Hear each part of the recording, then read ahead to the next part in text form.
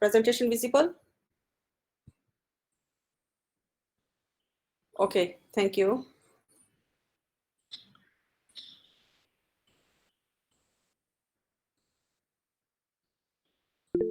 So we were discussing about buffer overflow, and if the buffer is on the stack, then the buffer overflow can actually result in overwriting return address, and this can transfer control of the program to any arbitrary location.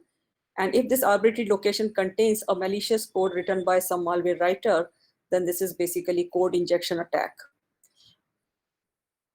Or it could lead into segmentation fault if the memory location to which this return address is pointing is not part of the program.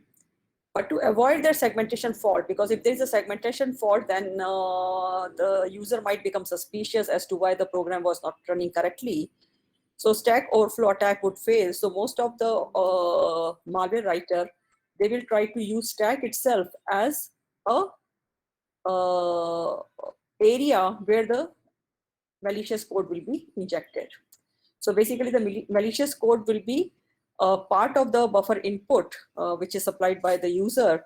And when the control transfers to this buffer, the malicious code will be executed. So of course, launching a malicious code is not, launching Stack Overflow is not trivial, so it is considered the simplest of all other attacks. Because the malware writer has to guess whether there is a buffer on the stack or not. And if there is a buffer, then what is the size of the buffer? Now, this buffer may be separated from return address by other local variables. So the location of this buffer, start of this buffer from the return address is important, because this is the only space that can be used for the attack. So to prevent that, no byte offset can actually prevent the code from being executed. So the NOP instructions are used.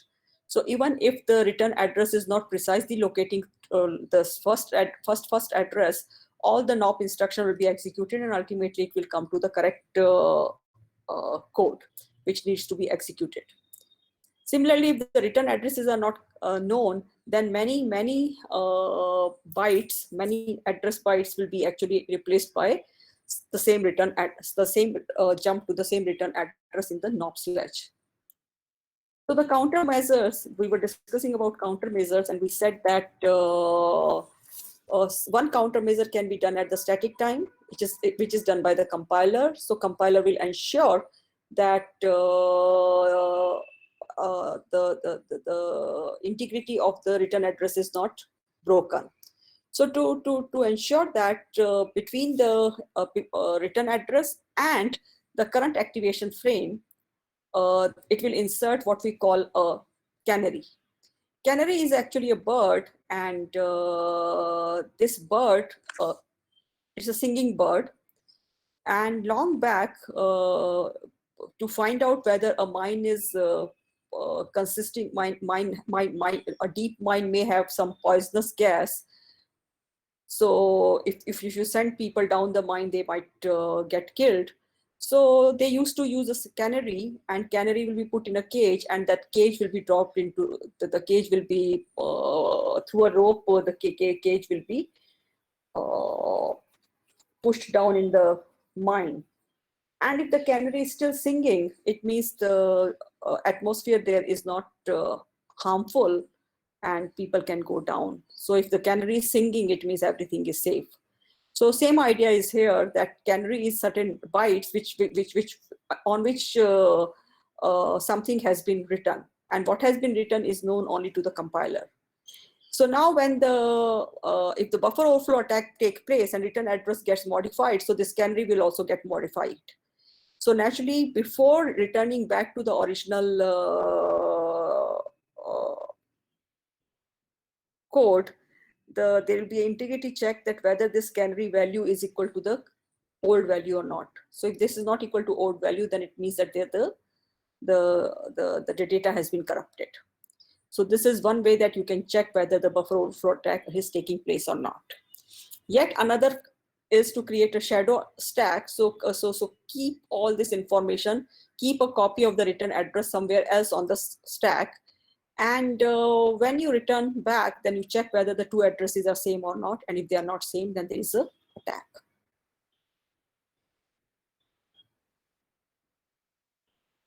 But what about the code which has already been compiled? Now, if the code had already been compiled, then it is still subject to the,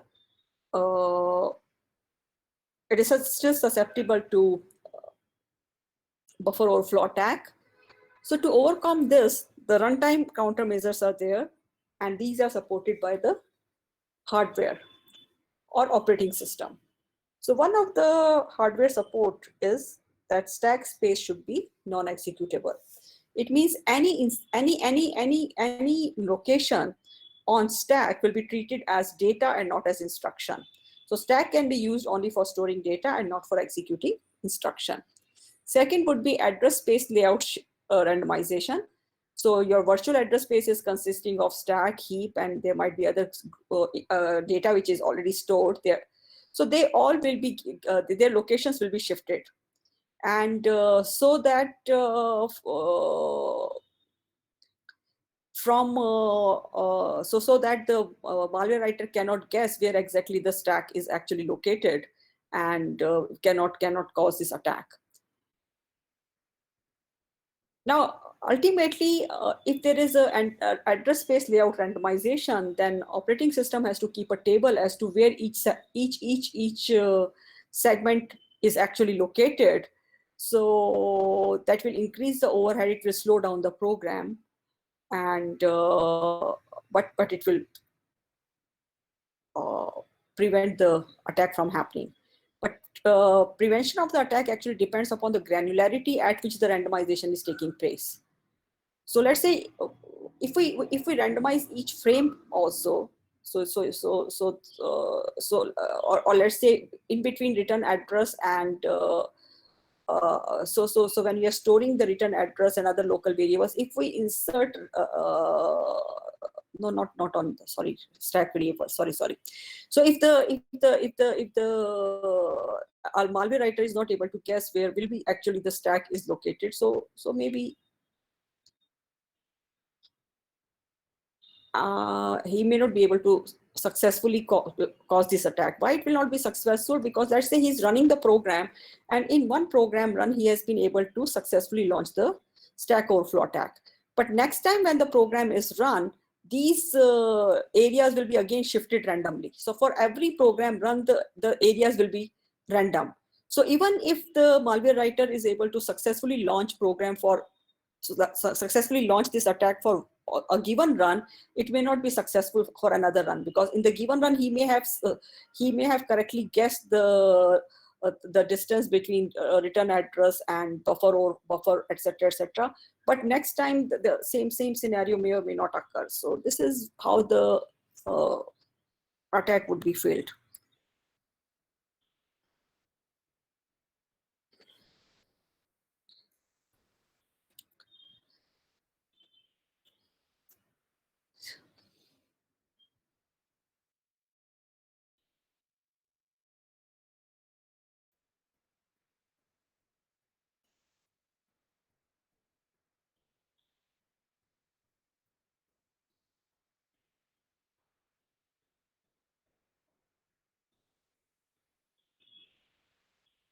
So now this, of course, the malware writers are also smart people. So they also try to find out so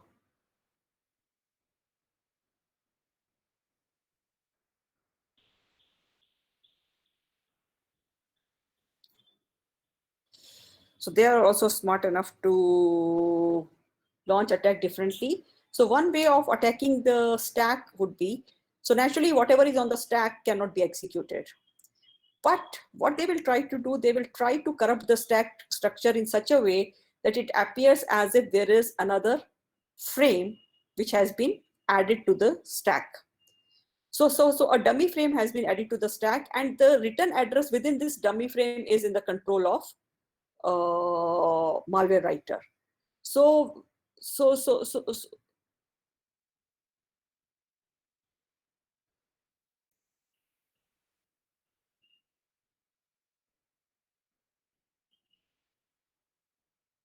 So while overflowing, the overflow is not being done by a very large amount.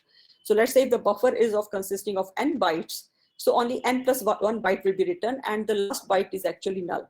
And when this null byte is being written, and if this null byte was actually so instead of corrupting the return address, we are trying to corrupt the frame pointer, which was the base of the previously stored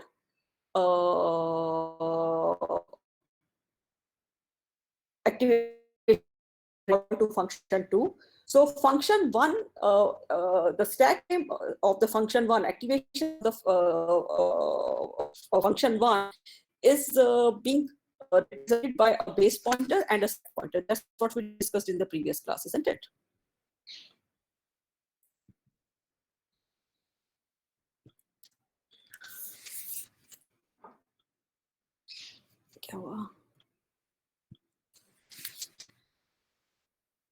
So this is our stack, and stack is going from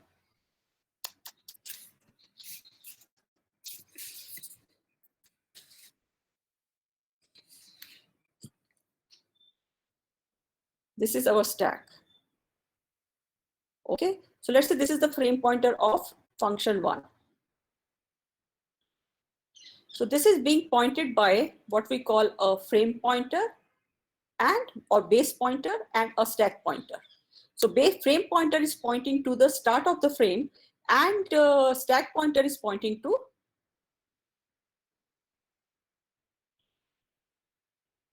this is frame pointer, this is stack pointer. Now when we push activation record of another function f2,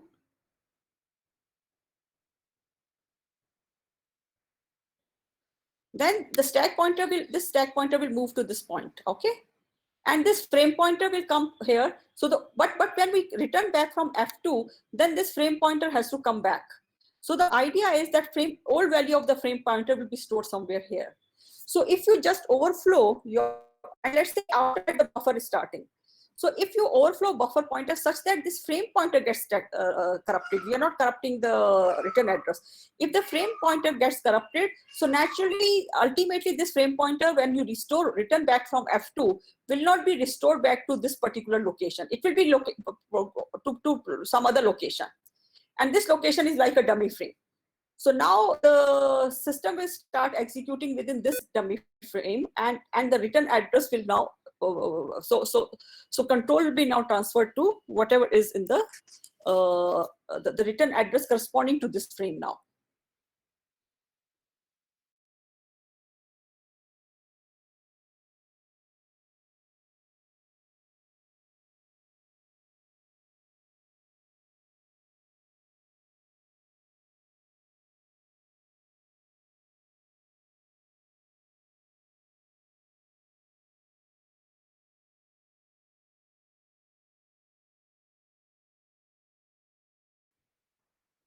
So canary can either be just before return address, or it could be below previous frame pointer.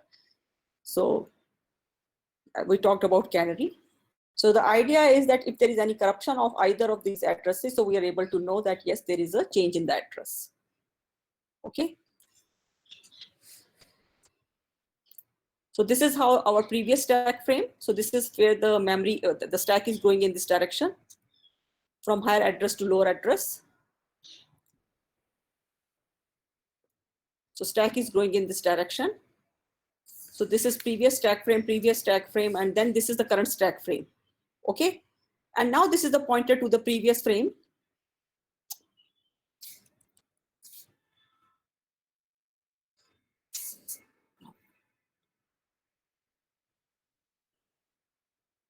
So this is previous frame.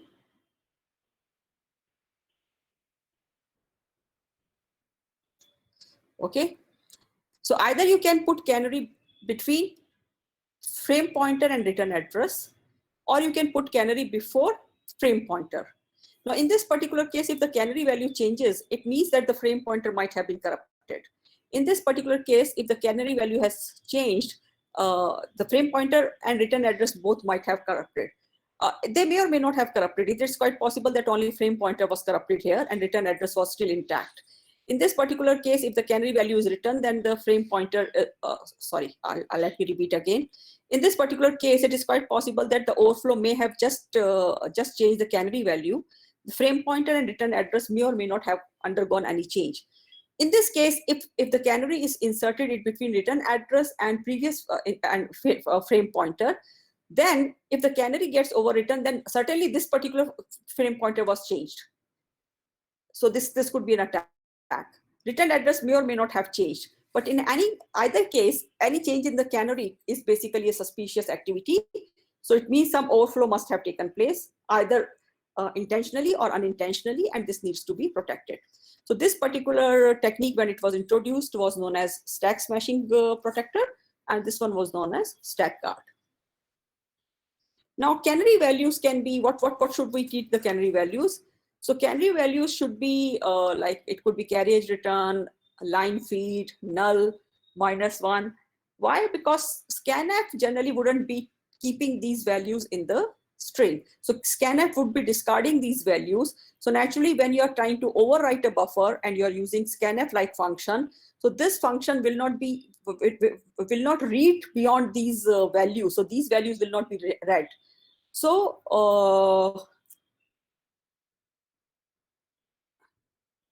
so if this value gets overwritten, it means buffer. So if carriage return is being overwritten by something else, it means this is a stack, this is a buffer overflow. But now we have to understand one thing, that instead of scanf, the person can use his or her own read method and can still cause this attack. And if he knows that this is going to be carriage return, so it can, so while causing the attack, he can override this value with carriage return itself. Or canary can be something random value, but then if it is a random value and you have to make a comparison that there is no change, then you have to store a copy of the canary somewhere in a memory location which cannot be accessed.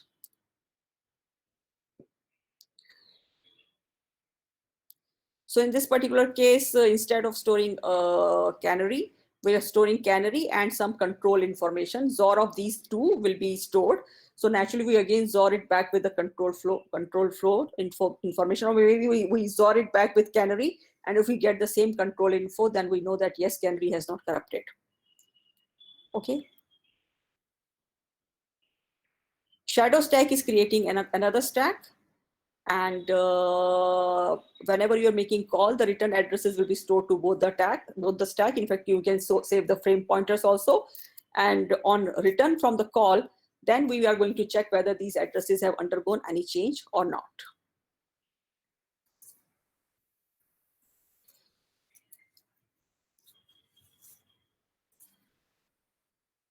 If instead of addresses, we also store data on the shadow stack and then try to compare, then of course that comparison will fail because the stack data may undergo change, and this could defeat the purpose of using shadow stack. Then, as I said, this is the solution which is provided by most of the operating system. So stack is marked as non-executable. So you can write to stack, but any data, or you can read from the stack, but any data on the stack cannot be executed. And generally, most of the hardware also support it. For example, this is called as no execute bit. So while you are setting up your configuration, you set an X bit equal to 1. So no execution is allowed on the stack. So in case of Intel, there is a bit called XT. So it will disable the execution, and different processors would provide similar protection, but they have different nomenclature for the bits. So this to prevent this non-executable, to prevent anything from being executed on the stack, the pages in the address space can either be made writable or executable. So if it is a data, then it can be written to, or it can be any page can be read from. Reading is not going to harm us much. So every page, but writing can overwrite something and it can corrupt some of the data.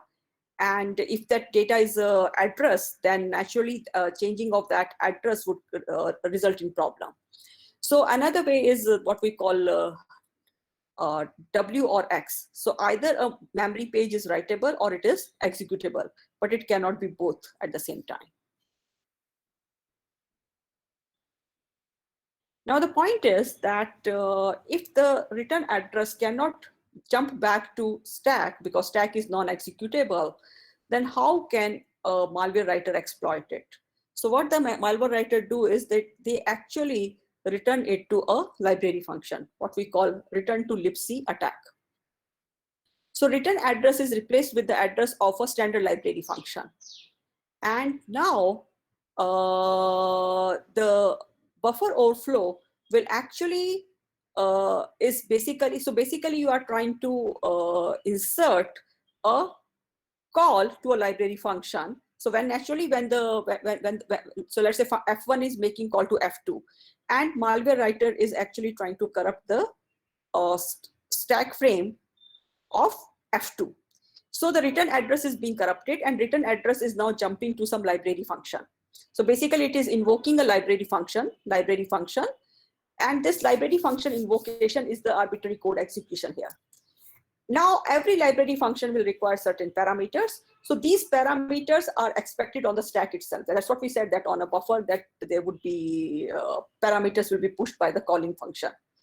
So now these parameters, the buffer overflow will take place in such a manner that it will change the return address with the address of the library function, and the parameter to that function will be also copied to the stack. So now this library function is being invoked by these parameters. So return to libc attack can be launched, and this attack cannot be detected because we are not using anything on the stack. So it is basically invoking a system call and passing the parameter to that system call. So now, depending upon which function is being called, the requisite, so if it is making call to /bin/sh function, so it will execute a shell command.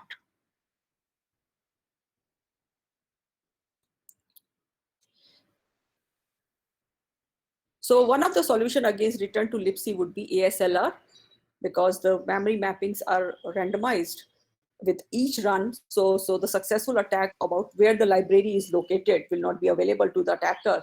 And even if the attacker is successful in this run, he will not be successful in the next run because the library location has changed.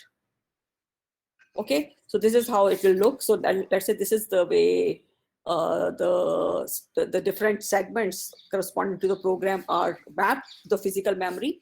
So in run one, the locations are like this, but when you go to second run, again run the program, then the locations are changing. So now you can see that attacking the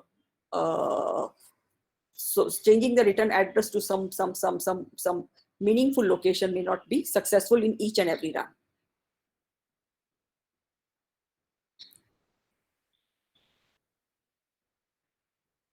Okay, so now we'll come to, let's stop sharing. If you have any question, you can ask me. Now we are going to another slide.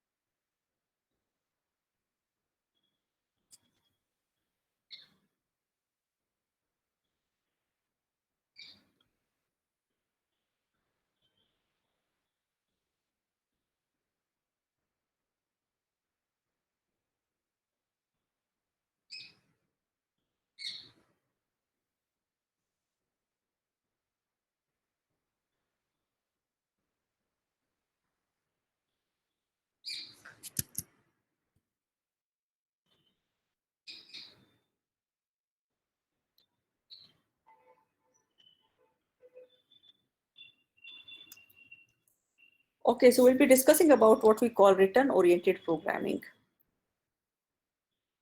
So what the idea in the return-oriented programming is that the programmer will again manipulate the return address and the stack area so that when the call returns, it will actually invoke a certain system call with certain parameters. And what the malware writer is trying to do, it will try to reuse certain instructions from different library functions. And sequence of these instructions will constitute the malicious activity. So this particular presentation was prepared by the MTech students, Himani, Shalini, and Vishakha. And with their permission, I'm using this particular slides. So we talked about buffer overflow.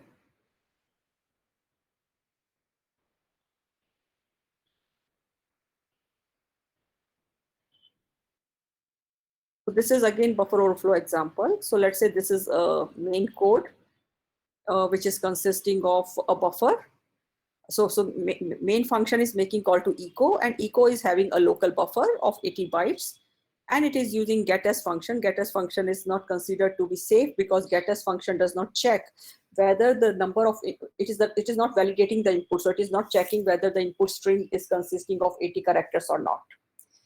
So when you make a call, so when the main function is being executed, so stack is having the so initially stack is uninitialized. There's no frame on this, and this is how the code will be. And this is also the libraries which are linked to your program. And now a stack pointer is pointing to somewhere in the stack. And when you start making call to, so when it makes call to echo, then naturally the stack will be initialized and the return address will be pointing to the next instruction after echo. So this is the, so on top of the activation record or the stack frame of main, the stack frame of echo would be pushed and return address will be set to this. Okay. And after return address is the frame pointer, which is the base pointer of the frame corresponding to main. And then this is the local buffer. And now the attacker is, the system is trying to read something, some input. So getS function is invoked. So it is trying to read the input. And this input will be now pushed onto the buffer. And this is containing the shell code. And return address is pointing to the shell code. So so after the call is returned,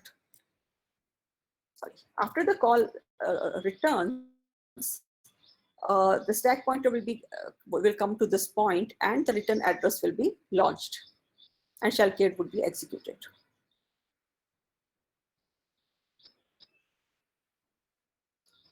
Now let's look at an example with return into libc. So again here the main function is making call to echo, and at this point the frame record for main is there, then return address, and then the frame record of echo has been pushed. Malicious input is transferred, and return address is now actually jumping into the library. In the library, it is actually trying to it has to pass on this variable /bin as okay, sorry, an environmental variable shell has been set to bin as such. So it is making call to the library, and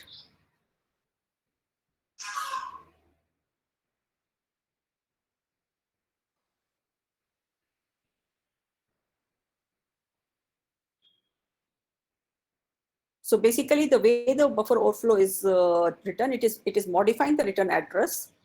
Okay, and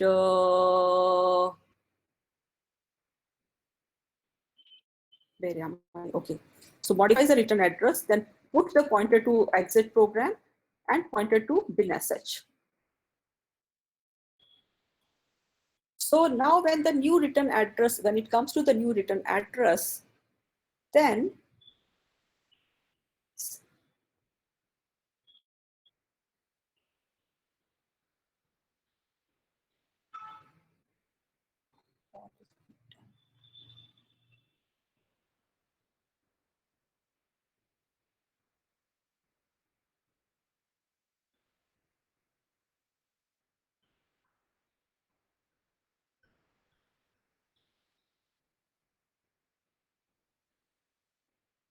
So basically, it is invoking system, and within the system, it has to pass this bin sh. And when the control comes back to here, the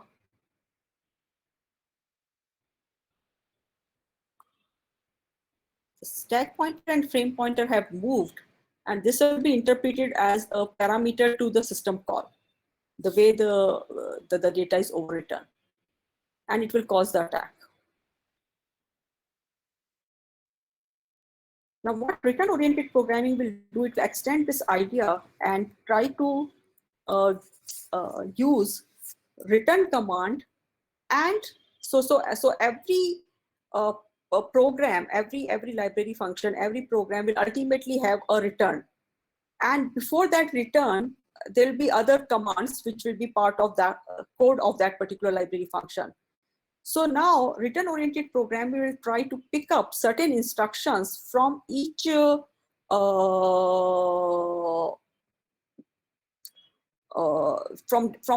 from maybe different programs or different library functions in such a manner that so it will look for the instruction which is followed by some return, and this is known as a gadget. So let's look at the idea of the gadget. So basically, the idea is that there is some instruction which is followed by return. There is some another instruction which is followed by return. There is some other instruction which is followed by return. Because your library is collection of certain functions, so every function will have a return call, return somewhere. And before return, there will be some instruction. So if this instruction is followed by a return, and I want to execute these instructions in certain order. So I want to execute this instruction, then I want to execute this instruction, and then I want to execute this instruction.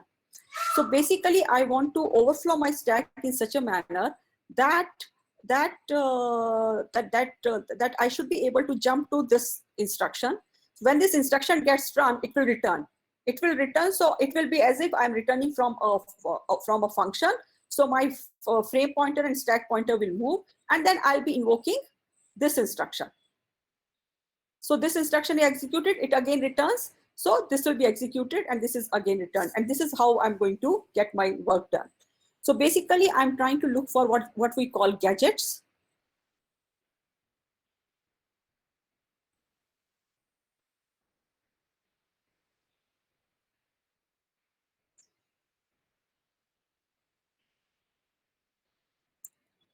So what we are going to do is look for what gadgets. A gadget is nothing but an instruction followed by return. And collection of these gadgets will constitute the malicious activity. So what happens? The program starts, and program is waiting for the input. So adversary will provide the input in such a manner that the buffer overflow is going to overwrite the first return address with the starting address of my first gadget, and then second gadget, then third gadget. So my stack is growing from this direction to this direction, and buffer overflow is taking place in this direction. Okay. Again, we have to say that the stack is growing in this direction, and my buffer overflow is taking place in this direction. So let me change the color of this so that this is my buffer overflow. Okay.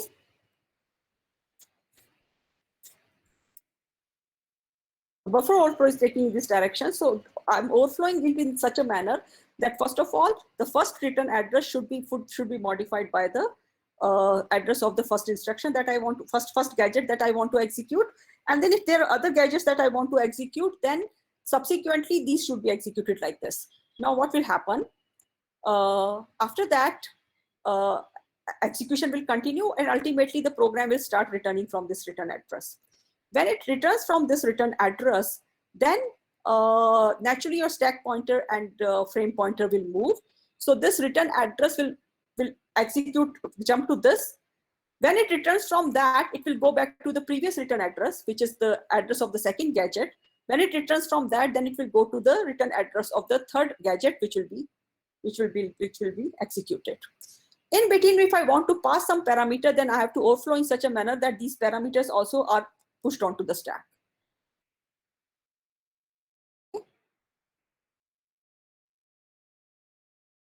So basically we are so gadget would be so for example, if I want to execute instruction 1, instruction 2, instruction 3, instruction 4, then again sequence 2, instruction 1, instruction 2, sequence 3, instruction 1, instruction 2, instruction 3, sequence for instruction 1, instruction 2. If I want to execute it in such a manner, then I need to ensure that, so this is my gadget 1, this is my gadget 2, this is my gadget 3, this is my gadget 4. So I need to ensure that the first return address should jump to the address of this sequence 1. So sequence 1, when it gets executed, then it should jump to sequence 2, then sequence 3, then sequence 4. This is an example. So let's say this is so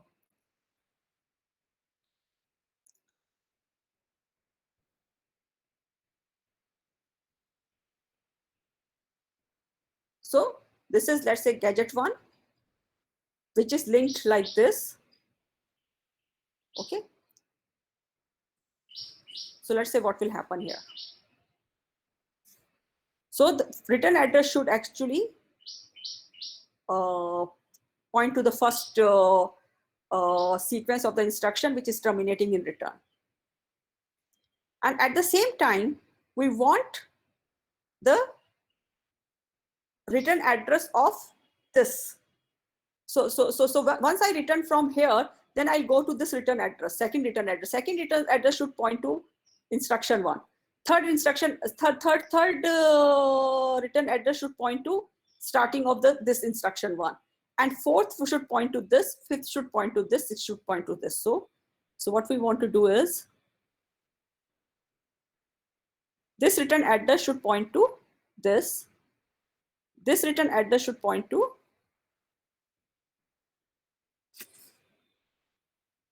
this starting address, and so on and so forth. So let's see what will happen.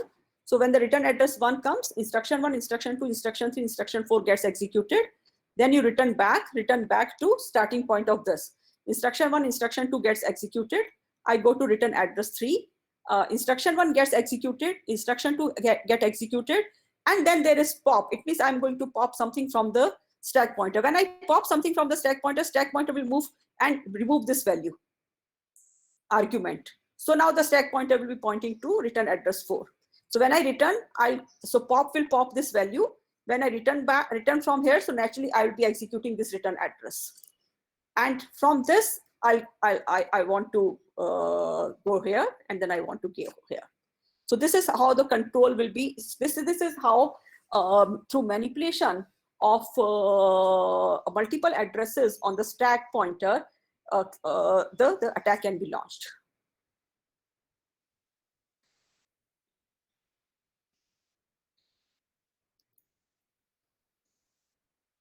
So what we want to do, we want that value of EX register, we want to corrupt it, and we want to load a certain value into this.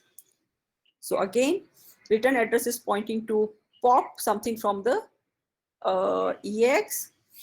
And what we have written here is, we have written this into the, so whenever we pop, this will be popped. And pop, when this instruction is executed, whatever is popped, it's now put into EAX. So the buffer overflow has ensured that return address is manipulated. And why we want to change the value of EX? Because maybe we are going to use this in our, we want to corrupt some memory location with this particular value. So the idea is that the buffer overflow should change the return address. Then after that return address, it should write this string, and then it will also just change in such a manner that the next thing on the stack would be changed to return address 2. So when the function returns from this call, so return address will actually come to this particular instruction, which will try to pop, and whatever it pops, it will put it into extended accumulator register. So whatever is being popped is already on the stack, so it will pop something from the stack. Okay, so it pops this from the stack, the value of the register gets modified, and then it goes to return address 2. And return address 2, it is actually saying that move the content of the this extended register, which we just manipulated, to some address pointed by this register plus 64. So it will actually modify certain value, certain memory location. So these are other examples. So I'll be sharing these slides with you, and then you can see, read about this in the detail. And I'll be stopping this lecture at this point. If there are any questions, you can ask me. Let me see if there is any chat question. No. So I'll write another question for your attendance. So please answer this question.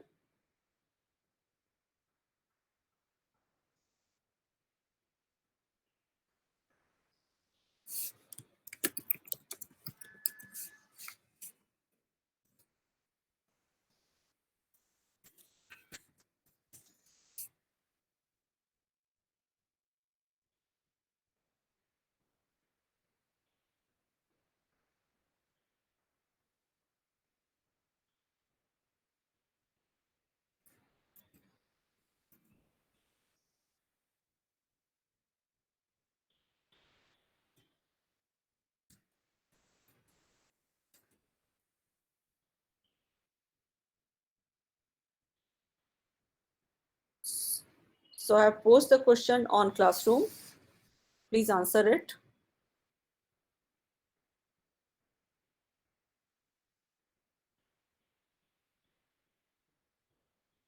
And I'll be uploading the presentation so that you can continue with that.